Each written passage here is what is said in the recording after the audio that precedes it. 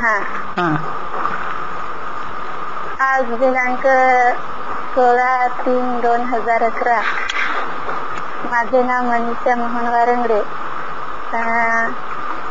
मी group ग्रामपंचायत वेगवार बालापूर तालुका विक्रमगड जिल्हा ठाणे सरपंच म्हणून काम करते. गावाची लोकसंख्या अंदाजे 4000 एवढी आहे. गावामध्ये अंगणवाडी आहे का? हा, अंगणवाडी आहेत आणि काही ठिकाणी घरामध्ये अंगणवाडी भरवतात. किती अंगणवाडी आहेत? 3. किती मुले अंगणवाडीत येतात? येतात भरपूर मॅडम, पण तिथे अंगणवाडी इमारतच नाही, मग घरात भरवतात दुसऱ्यांचे. प्राथमिक शाळा किती आहेत? इथे आमच्या ग्रामपंचायतीमध्ये 7 आहेत. किती मुलं येतात? मुलं 7वी पर्यंत शाळा आहे ना, तिथे 200च्या वरतीच पट आहे. आणि 4थी पर्यंत आहे तिथे कमी आहे, 60-70 पट आहे. शाळेत किती शिक्षक आहेत सगळे मिळून? सगळे मिळून ना 10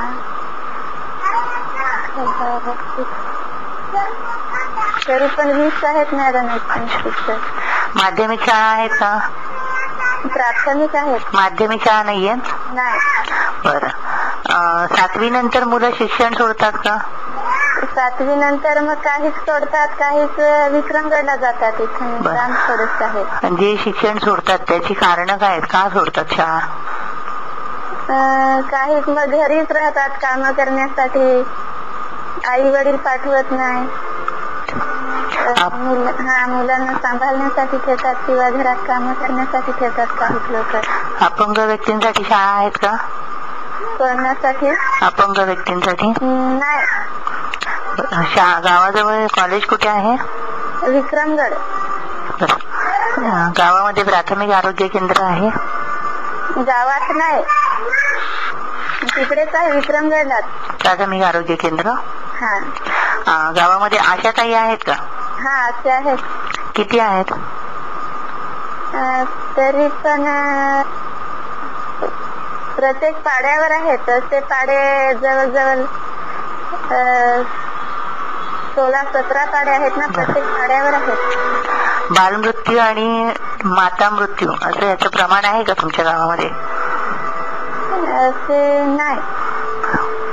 सर्वसाधारण कोणते आजार आहेत गावामध्ये? सर्वसाधारण सर्दी, खोकला, ताप वगैरे हे जास्त. मॅडम जरा जोरात बोला. अपंग व्यक्ती किती आहेत? अपंग व्यक्ती आहेत तसे भरपूर आहेत, टोटल नाही माहिती पण आहेत. जास्त करून कोणतं अपंगत्व आहे लोकांमध्ये? अपंग म्हणजे पायामध्ये जास्त आहेत का ते लोक? हा, काही त्यांना बोलता येत नाही असे मुके आहेत. लहान मुलांचं हॉस्पिटल आहे का? लहान मुलांचं हॉस्पिटल नाही. ॲम्ब्युलन्स आहेत? हो आहेत.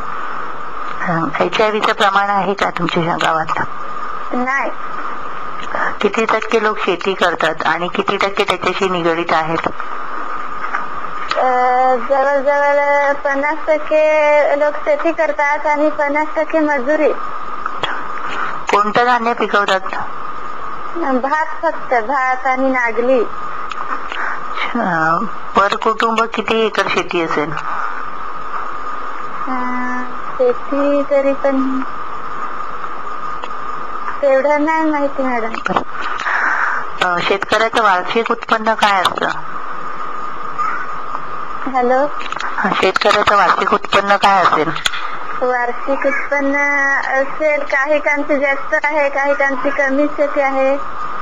तरी जास्त शेती आहे त्यांचं वार्षिक 20,000 पर्यंत असेल. शेतावर काम करणाऱ्यांना किती रोजगार मिळतो? हॅलो मॅडम, आवाज नाही. शेतावर काम करणाऱ्यांना किती रोजगार मिळतो? त्यांना रोजगार मिळत असेल 50-60 रुपये. शेतीसाठी कोणत्या माध्यमातून पाणी मिळतं? पाणी शेतीसाठी कोणत्या माध्यमातून पाणी मिळतं? विहिरीतूनच. शेतकऱ्यांनी कधी तुमच्या गावामध्ये आत्महत्या केली आहे का? शेतकऱ्यांनी नाही केलेली. गावात दारिद्र्य रेषेखालील किती लोक आहेत? अशी कुटुंब जवळजवळ मॅडम ते यादीवर बघावं लागेल. यादी आहे. अंदाजे काय मॅडम? अंदाजे 400. गावामध्ये नरेगा आहे का? काय नरेगा आहे का गावामध्ये? आवाज नको करू. हॅलो. गावामध्ये नरेगा आहे का? नाही. लोक कामासाठी दुसऱ्या गावात जातात का? हा जातात. ते जातात. तात्पुरतं असतं की कायमस्वरूपी? तात्पुरते असतात. उन्हाळ्यापुरते जातात आणि नंतर मग घरी येतात पावसाळ्यात शेती करण्यासाठी. गावामध्ये पिण्याचं पाणी उपलब्ध होतं का? हा विहिरी आहेत आणि काही बोर आहेत ते नादुरुस्त आहेत. मग पाण्याचा त्रास होतो का काही? उन्हाळ्यात होतो. मग लोकांना कसं विहिरीला पाणी नसतं ना, लांब जावं लागतं. किती अंतर लांब जावं लागतं? किती वेळ लागतो?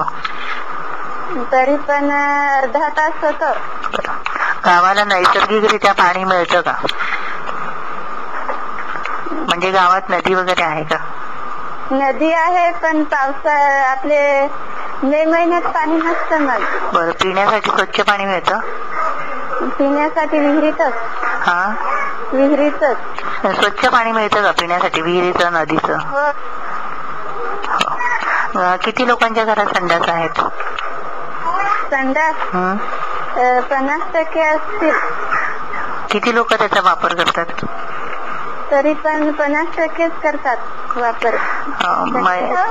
अच्छा. महिलांना पुरुषाबरोबरीची वागणूक मिळते का? हॅलो. महिलांना पुरुषा समान वागणूक मिळते का? पुरुषाच्या बरोबरीची वागणूक मिळते का? मिळते. ज्या वेळेला स्त्री पुरुष काम करतात त्यावेळेला त्यांना समान पगार दिला जातो का? हा जे रोजगार हमीचे काम असतात ना त्यांना समान पगार दिला जातो. बरं. आणि गावामधील अनुसूचित जाती जमातीमधील लोकांना समान वागणूक मिळते का?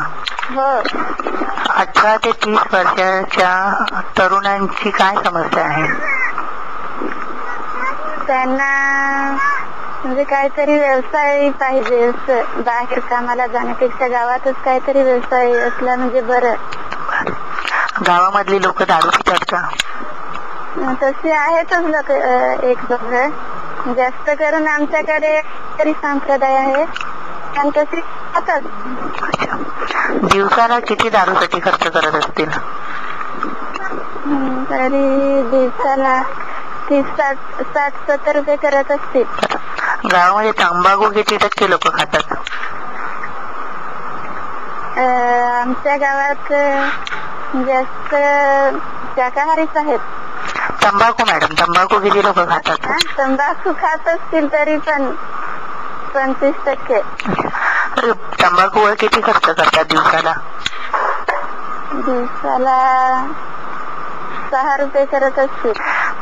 गावामध्ये किती बायका दारू पितात आणि तंबाखू खातात? बायका? हो.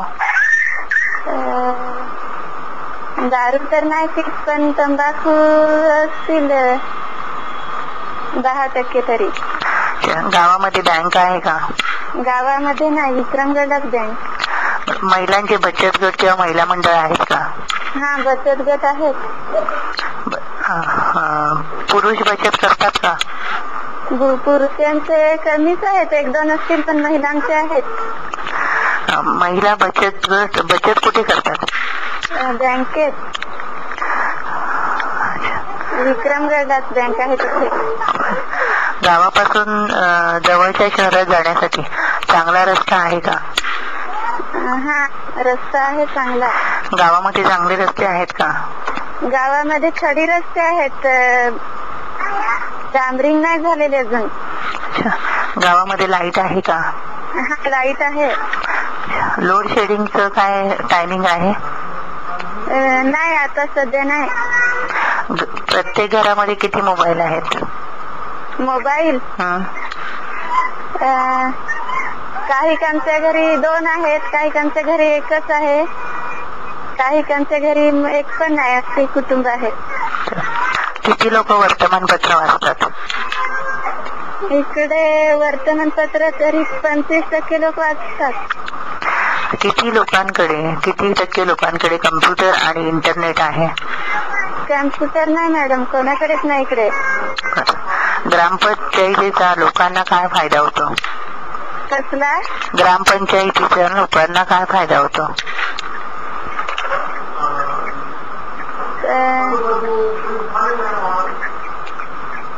प्रश्न कळला नाही का मॅडम?